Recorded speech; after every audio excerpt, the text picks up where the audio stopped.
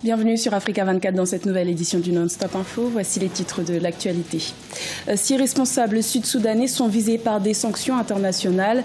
L'Organisation des Nations Unies leur reproche leur implication présumée dans l'instabilité politico-militaire qui secoue le Soudan du Sud depuis décembre 2013. La zone de libre-échange continentale africaine est une étape inévitable pour l'intégration économique du continent.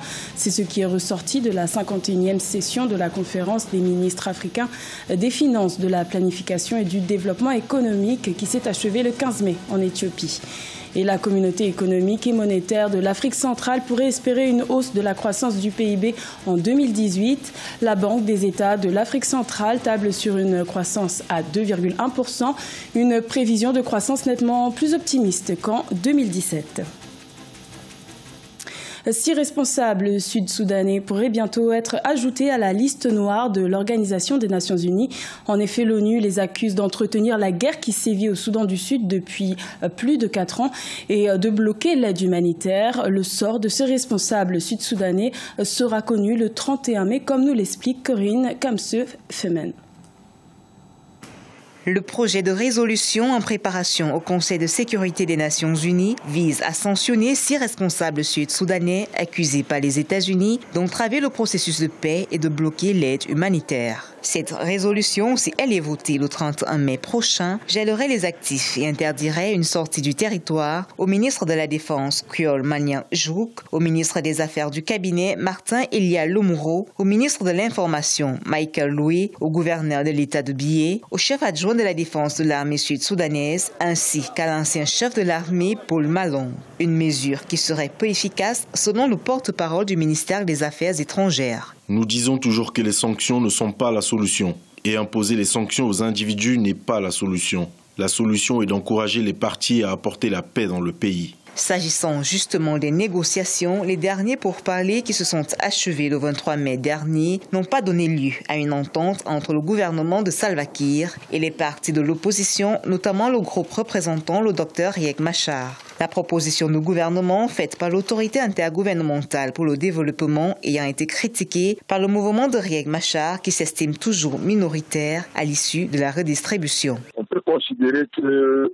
les États-Unis particulièrement ont une approche assez rigoureuse vis-à-vis de ce pays. Étant donné que c'est un pays qui est encore au balbutiement de la construction de son État et qui est sorti d'une longue guerre de libération, il est normal que certaines situations irrégulières de la gouvernance politique soient constatées. Donc les États-Unis devraient faire beaucoup plus de diplomatie avec la résolution de la crise à l'intérieur de ce pays, plutôt que de prendre des sanctions contre des gouvernements qui eux-mêmes ont encore des difficultés de légitimité à l'intérieur du pays. Avant le porte-parole des affaires étrangères, c'est l'ambassadeur du Soudan du Sud en Éthiopie, James Morgan, qui a exprimé le 26 mai dernier la désolation de son gouvernement face aux sanctions souvent infligées par les États-Unis, l'Union européenne et leurs alliés. Sanctions qui, selon lui, se font sur la base de rapports partisans provenant de sources douteuses. Si la résolution est adoptée, ce serait un soulagement pour les États-Unis après un échec en 2016.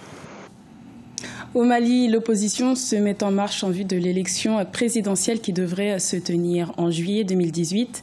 La coalition pour l'alternance et le changement prépare une grande marche nationale qui se tiendra le 2 juin pour notamment réclamer des élections régulières et un accès égal aux médias publics. Reportage de notre correspondant Mokhtar Bari. Après la signature de son manifeste par une centaine de partis politiques et d'associations de la société civile le 29 avril 2018, la coalition pour l'alternance et le changement sonne déjà le rassemblement de ses troupes. Pour donner la chance à tous les Maliens en âge de voter, mais surtout de garantir la transparence du scrutin, les membres de ce regroupement avaient dans un courrier appelé la MINUSMA à certifier les résultats des élections. Pour se faire entendre, la coalition projette une marche de protestation le 2 juin 2018 dans les artères de la capitale malienne. Je pense que ce n'est pas gage de stabilité. Et démocrates que nous sommes, citoyens que nous sommes, nous n'avons jamais utilisé la violence pour revendiquer l'eau qui nous a manqué pendant ce quinquennat. On n'a jamais utilisé les fusils pour revendiquer du travail qui nous a manqué dans ce quinquennat. On n'a jamais pris les armes pour que nos droits et libertés soient respectés dans les tribunaux par les armes. Nous sommes restés républicains à attendre notre temps, notre moment, le moment d'exercer notre droit constitutionnel démocrate, qui est celui de sanctionner la politique en cours par l'élection. Et donc le moyen de prendre part à cette élection qui passe par l'enrôlement, la possession d'une carte d'électeur et qui nous est refusée par le système, par le gouvernement systématiquement, cela pourrait être source de frustration, de colère et de violence. Outre la tenue du scrutin transparent, la coalition pour l'alternance entend dénoncer ce qu'elle appelle le quasi-monopole de la télévision nationale du Mali par les partis au pouvoir. Elle exige un égal accès du média public à toutes les composantes sociopolitiques du pays. La radio et la télévision publique sont aujourd'hui colonisées, caporalisées par le régime et les partis qui le soutiennent. Nous pensons que ce n'est pas acceptable. Il est important donc de rappeler à l'ordre les pouvoirs publics maliens quant à l'accès à la radio et à la télévision publique. La coalition pour l'alternance forte de plusieurs formations politiques et organisations de la société civile est essentiellement constituée de l'ancienne plateforme Ante-Abana, renforcée par les défections du camp présidentiel, parmi lesquelles le général Moussa Sinko Koulibaly ou Khalifa Sanogo.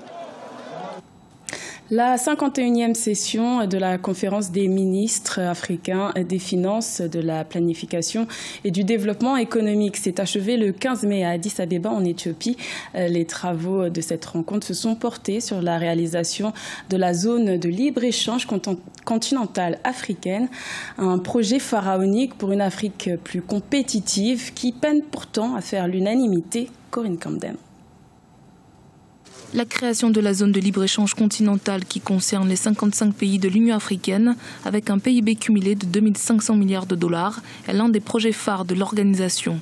C'est dans ce sens que la Commission économique pour l'Afrique des Nations Unies a organisé du 11 au 15 mai 2018 à Addis Abeba la 51e session de la Commission de la Conférence des ministres africains des finances, de la planification et du développement économique. Une rencontre qui s'est tenue sous le thème « La zone de libre-échange continentale africaine, créer une marge d'action budgétaire en faveur de l'emploi et de la diversification économique ». En tant que ministre des Finances, de la planification et du développement, nous avons un rôle essentiel à jouer afin que la zone de libre-échange en construction puisse tenir toutes ses promesses, en renforçant le commerce intra-africain, la coopération entre les pays africains et mettre définitivement notre continent sur la rampe du développement économique et social. Nous y arriverons par une amélioration continue de la mobilisation de ressources intérieures, le renforcement de l'efficacité des dépenses publiques, la lutte contre la corruption et les flux illicites en vue de dégager des marges budgétaires nécessaires pour financer les objectifs de développement durable et l'agenda 2063. Pendant une semaine, experts et ministres de l'ensemble du continent se sont penchés sur les différentes problématiques liées à la concrétisation de la zone de libre-échange continentale africaine et comment cette zone pourrait bénéficier à l'Afrique. Des points importants à mettre en évidence pour pouvoir convaincre les pays africains encore réticents à signer le dit accord.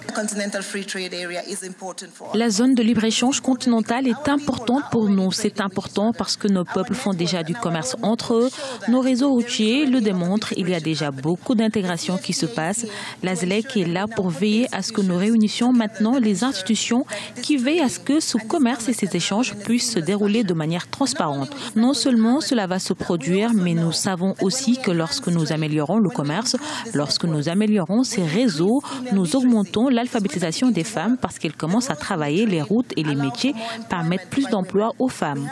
Nous avons environ 30% des populations combinées de tous ces pays qui auront des revenus plus élevés. C'est l'objectif emploi et prospérité de la ZLEC car actuellement, seulement 16% du commerce des pays africains s'effectue avec d'autres pays du continent. Si les droits de douane sont supprimés grâce à la ZLEC, d'ici 2022, le niveau de commerce intra-africain aura augmenté de 60% selon les experts. L'accord doit être ratifié à l'échelle nationale par 22 pays après la signature pour entrer en vigueur. Pour l'heure, seuls le Ghana, le Rwanda, le Kenya et l'Éthiopie ont officiellement amorcé le processus. L'une des économies les plus importantes du continent, celle du Nigeria, demeure sceptique concernant cette zone qui pourra à terme devenir la plus vaste zone de libre-échange au monde. La Banque des États de l'Afrique centrale est optimiste malgré les difficultés économiques qui touchent cette région. Elle prévoit un regain de croissance économique à 2,1% en 2018 alors qu'elle était négative en 2017. Une prévision qui s'appuie sur la remontée des cours mondiaux et la production du pétrole brut, un sujet de Badawi Adidjatou.